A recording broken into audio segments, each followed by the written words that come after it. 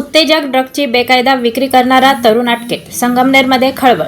संगमनेर शहरात जिम आणि बॉडी बिल्डिंगच्या आडून बेकायदा उत्तेजक ड्रगची विक्री सुरू असल्याचा धक्कादायक प्रकार समोर आला आहे.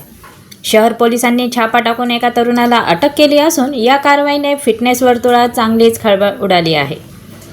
वैद्यकीय उपचारासाठी वापरले जाणारे टर्मिवा हे इंजेक्शन डॉक्टरांच्या सल्ल्याशिवाय विक्री करणे किंवा वापरणे हा गुन्हा आहे.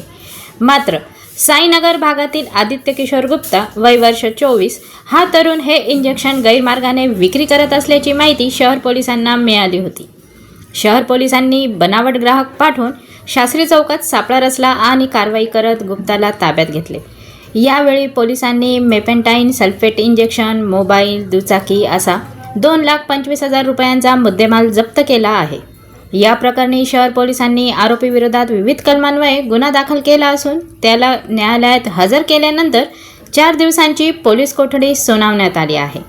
ही कारवाई पोलीस निरीक्षक रवींद्र देशमुख यांच्या मार्गदर्शनाखाली पोलीस उपनिरीक्षक श्रीकांत सावंत यांनी केली असून या घटनेमुळे संगमनेरमध्ये जिम आणि फिटनेस क्षेत्रातील ड्रग्ज कल्चरवर प्रश्नचिन्ह निर्माण झाले आहे.